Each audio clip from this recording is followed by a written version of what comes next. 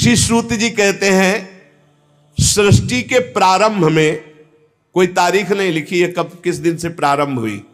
ये ऐसी अनिर्वचनीय माया है कि इसकी कुछ तारीखें नहीं होती। कब आप शिशु से बाल्यावस्था से कुमार अवस्था, कुमार अवस्था से जवान और जवानी से बुढ़ापा, तिथि तारीख ऐसा किसी को आज तक, चाहे जो कोई हो, बकवास भले लिख दे लेकिन किसी को पता नहीं, क्योंकि अनिर्वचनीय है। भगवान का जैसे स्वरूप ऐसे माया का भी स्वरूप है। तो सृष्टि के आदि में कब हुई, तारीख, संवत्सर, दिन कुछ नहीं, अनिर्वचनीय। भगवान ने अपने आप से अपने आप के लोकों के निर्माण की इच्छा की। जो ही इच्छा हुई तो महातत्वादि निष्पन्न 10 इंद्रियां, 1 मन, 5 भूत, ये 16 कलाएं प्रकट हो गई। 5 कर्मेंद्री, 5 ज्ञानेंद्री, 10 इंद्रियां, 1 मन, वही अंतःकरण चतुष्टय कहा जाता है। निश्चय के कारण बुद्धि, चिंतन के कारण चित्त, क्रिया स्वीकृति के कारण अहंकार, वस्तुतः 1 मन ही अंतःकरण है। और 5 भूत जिनसे शब्द, स्पर्श, रूप, रस, गंध, आकाश, वायु, अग्नि, जल, पृथ्वी, ये भगवान ही बन गए। जे ही इच्छा की तो महातत्व आदि से निष्पन्न पुरुष रूप ग्रहण किया। 10 इंद्रियां, 1 मन, वही अंतःकरण चतुष्टय, और 5 भूत, 5 ज्ञानेंद्रियां, 5 कर्मेंद्रियां, अंतःकरण चतुष्टय, पंचभूत और उनकी तन मात्राएं, शब्द, स्पर्श, रूप, रस, गंध, आप ही बन गए। ये आप ही बले हैं, सब आप ही बले हैं। तभी संशय नहीं होगा जब ये बात आप सुन करके स्वीकार करेंगे। उन्होंने जब शब्द, स्पर्श, रूप, रस, गंध के मूल पंचभूत तो उनमें जल भी है, अब वो जल में शयन करने लगे। योग निद्रा का विस्तार कर लिया। कुछ समय बाद उनकी नाभि से वही इच्छा जो मैं बहुत रूपों में हूं, वो एक कमल बनकर के प्रकट हुई। पहले 5 कर्मेंद्रियां, 5 ज्ञानेंद्रियां, अंतःकरण चतुष्टय, 5 महाभूत और 5 तन मात्राएं। अब जल में शयन किया और कुछ समय बाद उनकी नाभि से कमल प्रकट हुआ। और उस कमल में जो प्रकट हुए प्रजापतियों के अधिपति भगवान ब्रह्मा जी प्रकट हुए। चारों तरफ देखा, 4 मुख।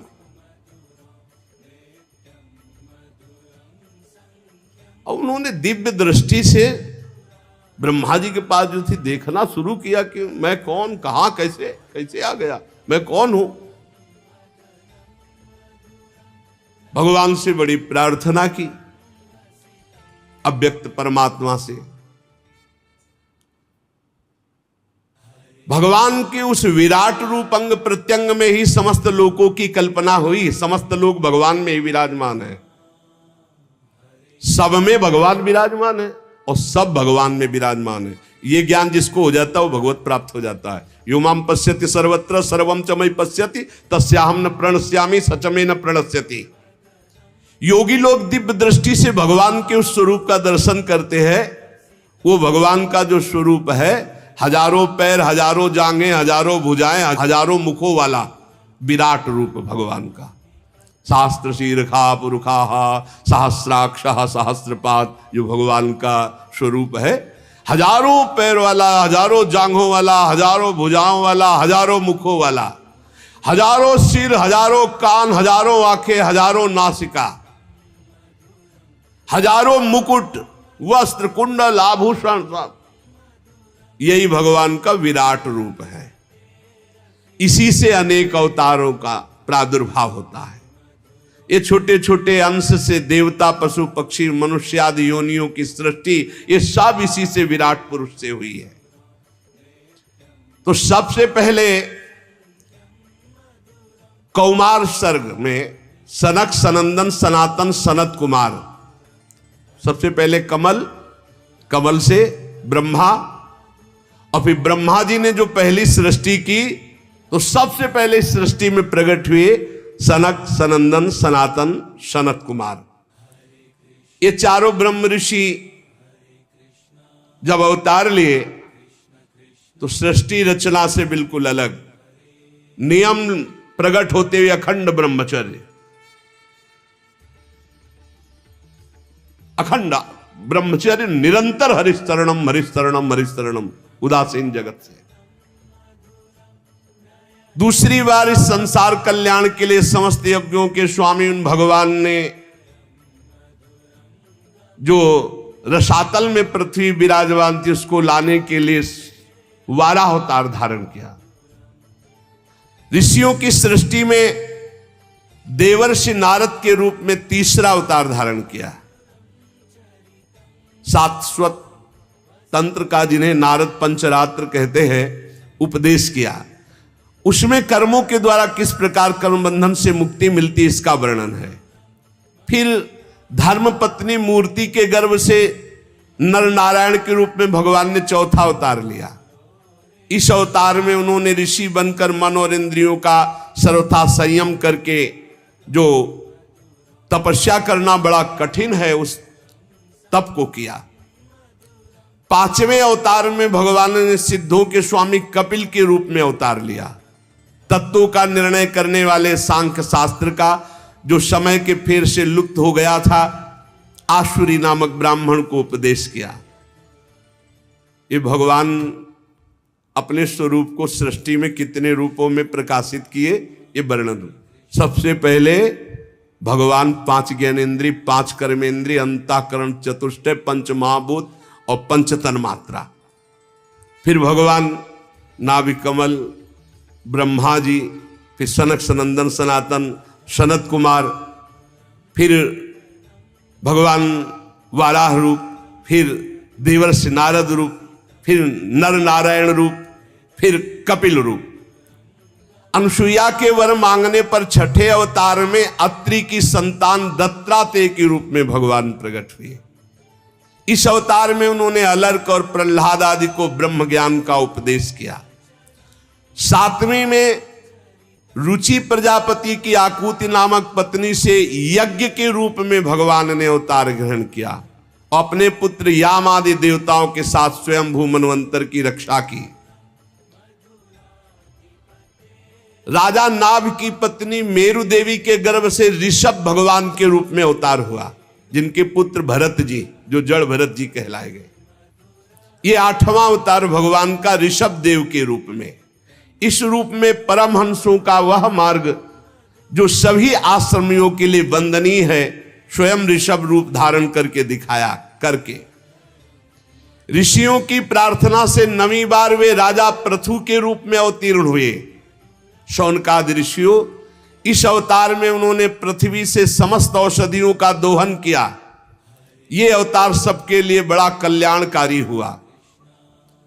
चाक्षुष मनवंतर के अंत में जब सारी त्रिलोकी समुद्र में डूब रही थी, तब भगवान ने मत्स्यावतार धारण किया, जो 10वां अवतार है। पृथ्वी रूपी नौका पर बैठाकर अगले मनवंतर के अधिपति वैवस्वत मनु की रक्षा की। फिर भगवान ने जिस समय देवता और दैत्य समुद्र मंथन कर रहे थे, उस समय 11वां अवतार धारण किया, कच्छप रूप, जो मंदराचल को अपनी पीठ पे धारण किया। फिर उसी समुद्र मंथन में 12वीं बार धनवंतरी के रूप में अमृत कलश लेकर समुद्र से प्रकट हुए। फिर वही उसी समय 13वीं बार मोहिनी रूप धारण करके दैत्यों को मोहित करके देवताओं को अमृत पान कराया।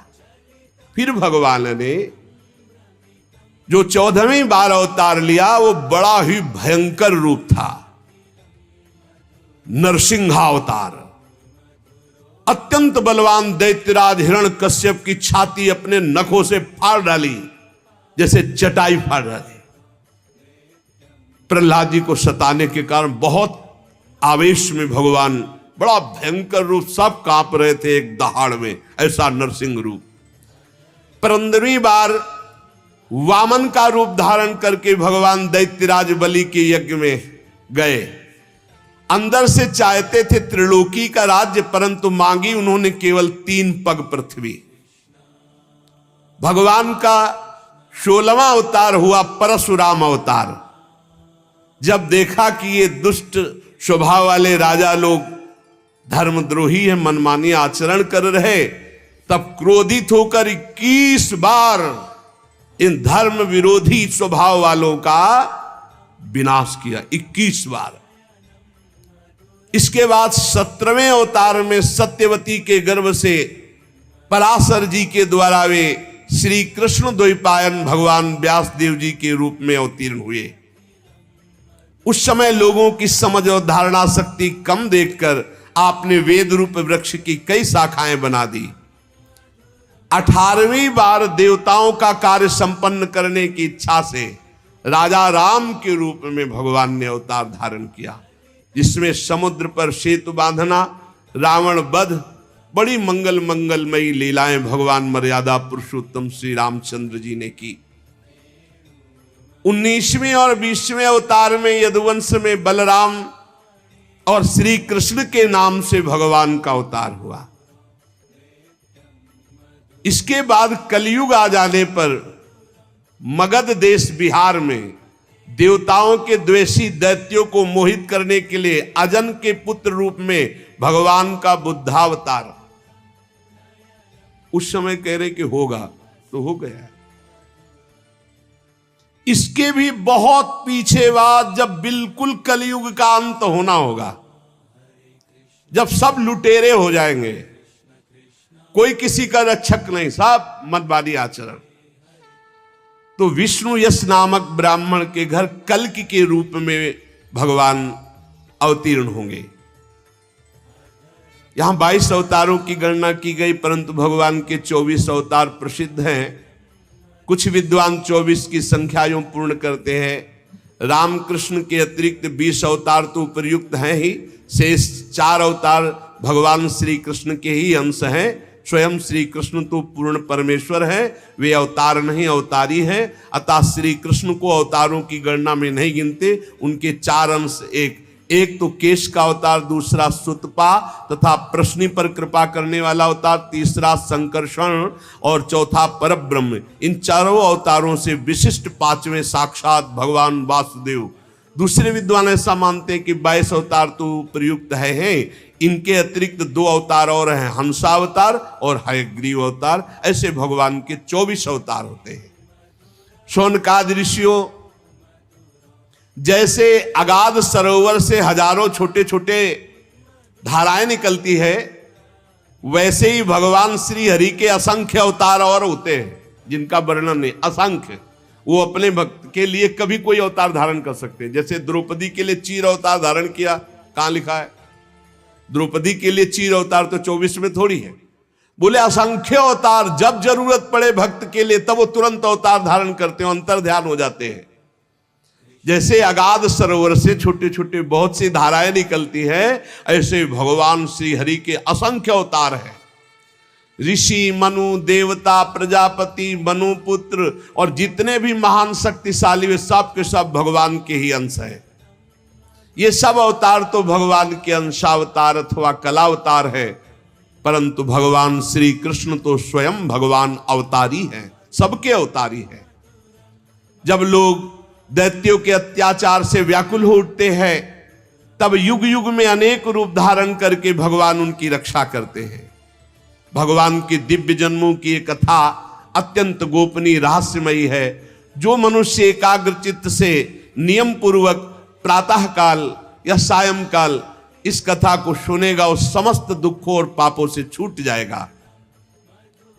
प्राकृत स्वरूप रहित चिन्मय भगवान का जो स्थूल जगदाकार रूप है, ये जगदाकार रूप भगवान ही है।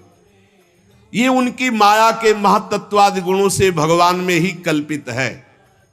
जैसे बादल वायु के आश्रय रहते हैं, धूसरपना धूल में होता है, परंतु अल्प बुद्धि मनुष्य बादलों को आकाश में और धूसरपने का वायु में आरोप करते हैं। ऐसे ही अविवेकी पुरुष सबके साक्षी आत्मा में स्थूल दृश्य रूप जगत का आरोप करते हैं। इस स्थूल रूप से परे भगवान का एक सूक्ष्म अव्यक्त रूप है, जो ना तो स्थूल की तरह आकार आदि गुणों वाला है और न देखने में आता है न सुनने में आता है। वो सूक्ष्म से सूक्ष्म है। आत्मा का आरोप या प्रवेश होने से वही जीव कहलाता है। बात समझिए समझिए, अगर पकड़ पा रहे हो। इस आकार आदि से अलग भगवान का एक सूक्ष्म रूप है, न देखने में आता है, न सुनने में आता है, न पकड़ में आता है।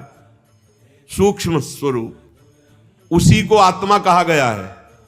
और वही जब शरीराभिमान से युक्त हो जाता है तो उसी को जीव कहते हैं। और उसी शरीराभिमानी का बार बार जन्म मरण होता है। और है कौन?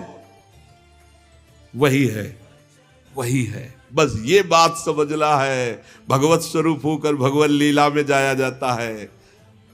भगवान का एक सूक्ष्म अव्यक्त रूप है जिसका आकार आदि नहीं है, न देखने में आता है, न सुनने में आता है। वो बड़ा सूक्ष्म है। तो क्या कहते हैं उसको? बोले आत्मा। और जब वही आत्मा अपने स्वरूप को भूलकर देह भाव में आ जाती तो उसे कहते हैं जीव। और इसी जीव का बार बार जन्म मरण होता है। ये लौटते चले जाओ तो पहुंचोगे वही प्रभु में ही। उपर्युक्त सूक्ष्म और ये स्थूल शरीर, वो सूक्ष्मात्म तत्व, स्थूल शरीर अज्ञान के कारण अपना मैं मान लेता है। ये शरीर को मैं मान लेना, सारा झंझट इसी में है। अब जिस अवस्था में गुरु प्रताप से आत्मस्वरूप का बोध हो जाए, शरीर से मैंपन हट जाए, उसी समय जीवन मुक्त ब्रह्म स्वरूप तत्वज्ञानी लोग इस रहस्य को जानते हैं। ये बुद्धि परमेश्वर की साक्षात माया है। बुद्धि तुम्हारी, ये जीव इसी बुद्धि में आसक्त होकर दुर्गति को प्राप्त हो रहा। जैसा निर्णय बुद्धि करती वैसे ही वो करता है, इसलिए बंधता चला जाता है। और जीव है कौन? बोले परमानंद में साक्षात परमात्मा। ये शास्त्र कह रहा है, शास्त्र। आप भूल से शरीर में आसक्त हो, इसलिए जीवात्मा। और शरीर का भाव छोड़ो और परमात्मा स्वरूप में तो ब्रह्मविद ब्रह्म ही भवति। अभी आप वही थे जो जिसकी आराधना कर रहे हैं, हम वही है, उसी के अंश है, उसी के स्वरूप है। जब गीध अपने शरीर को छोड़ के जाता है तो कौन सा रूप होता है? हरिरूपा। गीध देह तज धरि हरिरूपा। भगवान के धाम में कौन सा रूप? हरि रूप लेके। जैसे निकुंज में कौन रूप? प्रिया सहचरी, प्रियाजू का प्रतिबिंब रूप। उसी समय जीव परमानंदमय स्वरूप को प्राप्त हो जाता है जिस समय बुद्धि से अपना संबंध हटा देता है।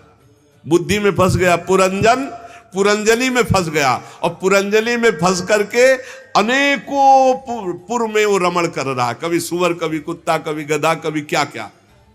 इसीलिए तत्वज्ञानी लोग जानते हैं कि इस परमात्मा की माया का नाम बुद्धि है।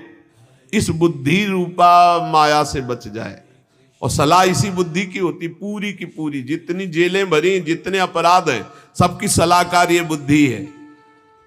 और भगवान कहते हैं मुक्त होना है तो बुद्धि को मेरे में अर्पित कर दो। मय्ये व मन आधत्स्व मयि बुद्धि में निवेश है। वास्तव में कोई जन्म मरण नहीं।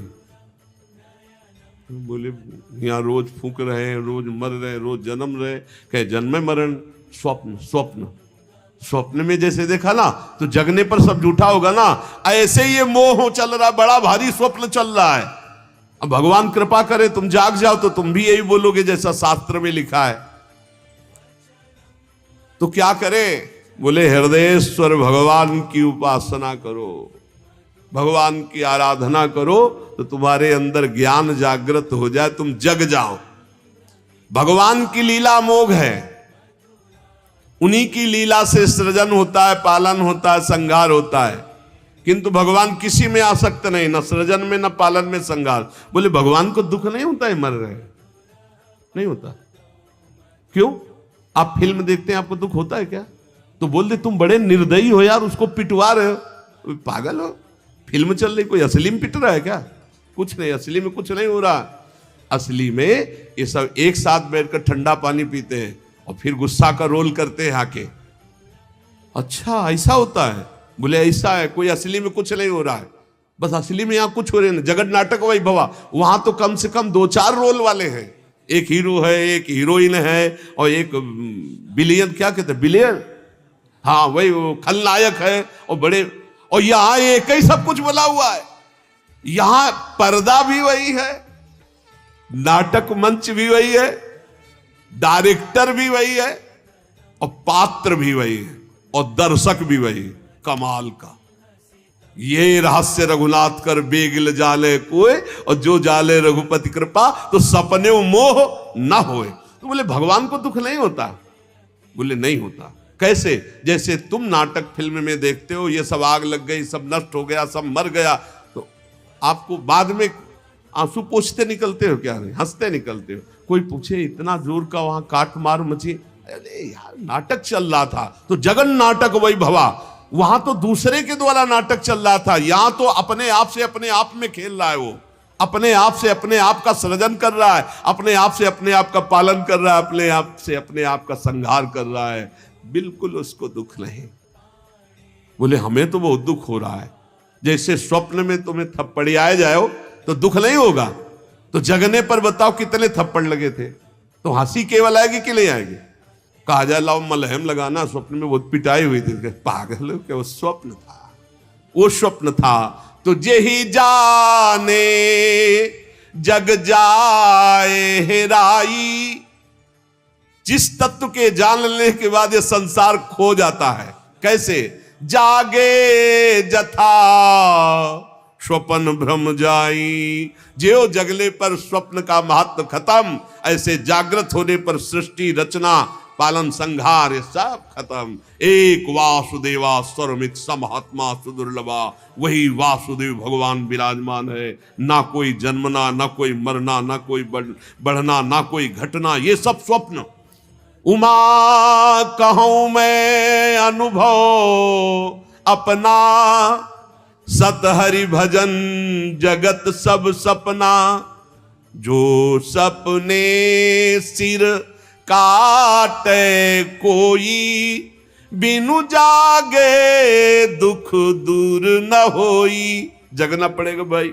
स्वप्न देख रहे, भगवत लीला गायन, भगवत नाम जप, इससे आप भगवान की कृपा का अनुभव करेंगे।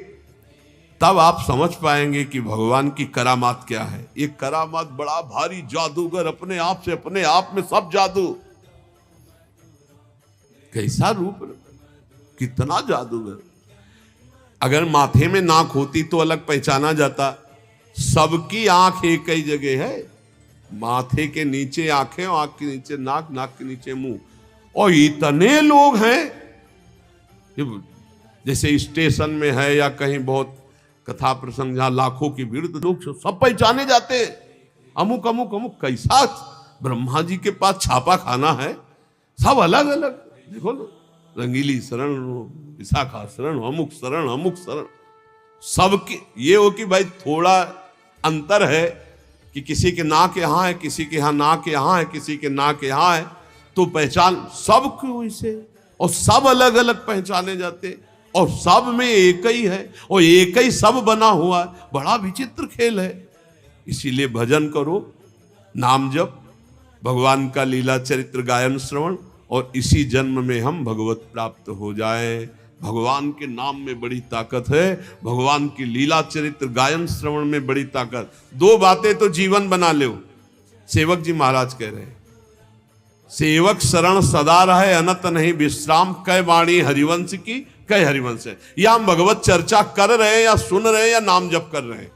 बाहरी शरीर से जो भी क्रियाएं, नौकरी, व्यापार, किसानी, सब भगवत गुणगान, भगवत नाम जप, सीधे भगवत प्राप्ति। ने तो बड़ा भारी जादू फैला है, बड़ा जादू, बड़ा जादू।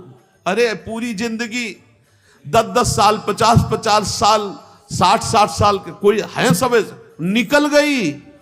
बोले कितने साल के? बोले 35-50 है क्या तुम्हारे पास? बोले वही लालसा की भोग के सुखी हो जाऊं, कुछ इकट्ठा कर लूं कुछ। और बनते बनते बिगड़ गए और दब गए, राख बन के दब गए। पता नहीं फिर आगे जन्म। सावधान, बड़ा जादू का तमाशा है। बहुत जादू है भगवान की माया में। ऐसा जादू डाला कि पूरा जिंदगी निकला जा रहा है। होशे में नहीं आ रहे, होशे में नहीं आ रहा। मैं कौन, हमारा लक्ष्य क्या है? बस यही दिखा है, लड़का बच्चा, रुपया पैसा, कमाओ खाओ, मौज मस्ती। अंदर से खोखला, ऊपर से मढ़ने से कुछ नहीं होगा। सच्चिदानंद भगवान का नाम, लीलाओं का गायन, ये तुम्हें असली सौंदर्य प्रदान करेगा, असली सौंदर्य भगवत स्वरूप होकर भगवान के धाम में जाना। ये बाहरी से कुछ नहीं होने वाला। हमें तो लगता है कि हमारी प्रार्थना ये मान ली जाए, भूल में मत पड़ो, असलियत में तुम नहीं हो, तुम्हें ये सवारी मिली है भगवत प्राप्ति के लिए। अगर सावधान रहे तो ठीक, और नहीं समय निकल गया तो मन पछितई है अवसर भी। खूब नाम जप करो, भगवत चरित्र सुनो और मस्ती से भगवान के आश्रित होकर जगत सेवा करो। जिसको जो कर्तव्य मिला है, किसानी, व्यापार, नौकरी, राष्ट्र सेवा, समाज सेवा, परिवार सेवा, ये सब भगवान को प्रसन्न करने वाली, कहीं भागने की जरूरत नहीं। जो जहां हो वहीं भगवान के मानकर नाम जप करो, लीला चरित्र गायन श्रवण करो, भगवत प्राप्ति पक्की। कह रहे कि जिसके कान में भगवान की चर्चा चली गई, यमदूतों से यमराज जी कहते भूल कर मत जाना, उनकी तरफ देख मत लेना, क्योंकि भगवान की चर्चा सुन चुके। आप तो रोज सुन रहे हो, पर घड़े में छेद ना हो तो बहुत जल्दी भर जाएगा। और चलनी में गैया दुहे तो दोष दैव को दे। ये छेद कुछ है, इनको बंद कर दो तो ये जो कथामृत है ना, ये जो नामामृत है ना, ये उफान में आ जाए। और उफान में आ जाए तो सारे विकार नष्ट हो जाएंगे। एक बार हिम्मत करके निकलो भाई, हम सब भगवान की शरण में है। एक बार इस माया प्रपंच से निकलो, नाम जप निरंतर करते रहो, देखना आपकी आध्यात्मिक उन्नति कैसी होती। नाम जप पकड़ लिया, जीत गए, जीत गए पक्का। लीला चरित्र तो हर समय हम नहीं सुन सकते, हर समय नहीं गा सकते, हर समय संयोग नहीं मिल सकता, लेकिन नाम हर समय, नाम और जब चरित्र सुनने और कहने का समय मिले, खूब उदार हृदय से सुनो और गाओ भगवान की लीला। तव कथा अमृतम तप्त जीवन। ये हृदय को बड़ा आनंद प्रदान करने वाली, मोहमल का नाश करने वाली, भगवान की सर्व पापों का नाश करके परम पद प्रदान करने वाली है। धुंधकारी जैसा पापी 7 दिन में भगवान के परम पद का अधिकारी हो गया। और आप धाम में बैठ करके रोज चर्चा सुन रहे हैं, अब आपको संशय है क्या? पर विमान तो यहाँ नहीं आएगा, यहाँ तो बस ऐसे जाना, दरवाजा खुला, अंदर गए। यहाँ विमान नहीं आएगा, विमान की आशा में मत रहना, यहाँ विमान नहीं आएगा। ये तो वृंदावन धाम है, बस ये वर्दी छूटी, पोशाक दूसरी मिली और श्री जी के पास चले गए। यहीं तो जाना है, यहीं पास ही में है, बस दरवाजा खुलना है। दरवाजा खुला, दिव्य वृंदावन चल सकी। अब यहाँ ऐसे 4 पार्षद विमान इस आशा में, वृंदावन धाम है, यही हम तो घर आ चुके हैं।